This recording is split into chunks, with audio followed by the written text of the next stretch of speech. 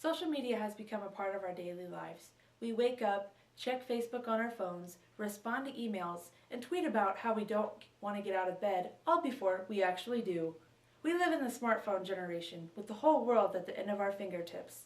So where does the issues lie with having this kind of power? Can a 140-character tweet cost you your scholarship, or even your job? How about an inappropriate photo on Facebook? There really might be a downfall to documenting every waking hour of our lives.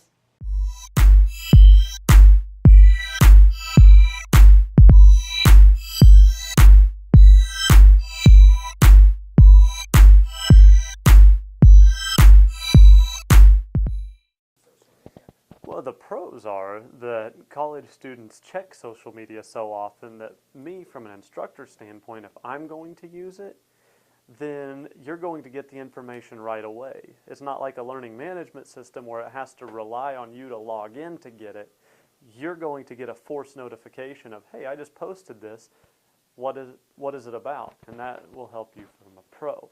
The con, and what a lot of people don't realize is the con, is that one, it takes away a lot of your time, which I think we all know. But two, it hurts your job market opportunities eventually. I have definitely posted things on Facebook that I probably shouldn't have, including pictures, and I think everyone has. And I do realize that now there are a lot of bosses who are searching your Facebook before they hire you, and so I think it's important for people to be careful what they put online. I try and actually stay away from even using my actual name on Facebook anymore because employers now are starting to look more and more at your history on Facebook, and there's even legislation going through in the House and Senate that's trying to give employers the right to, like, they ask for your username and password so they can look through and see like your activity and see how good of a worker you'd be, or try and use that against you. Personally, I still post things on Facebook that I know probably don't look good to a future employer, but I do it anyways just because I feel like that's my personal life and I am a fun person and I'm not going to pretend to be professional all the time. I'm not going to be fake on Facebook. I'm going to keep it real, and if they don't understand that I can be professional at work and fun outside of work, then their loss. Because too many people put too much personal stuff on there that employers don't need to know.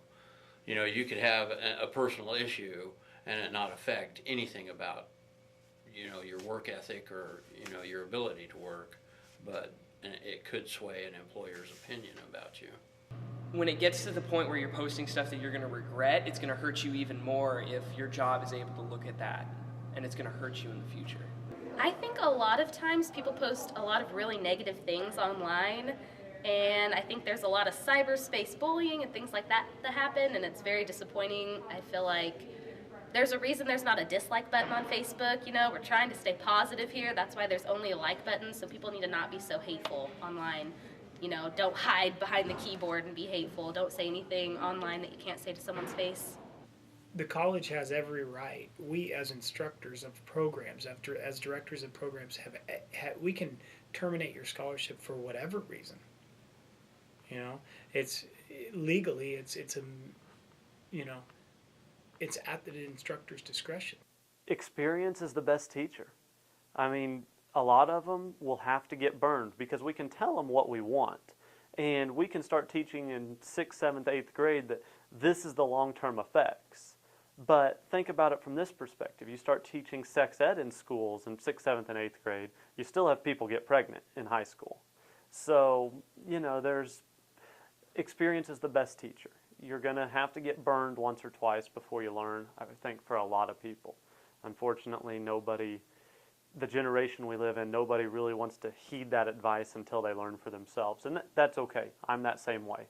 I have to learn for myself, make my own mistake before I move on to understanding, oh, this is how I screwed up. I should have listened.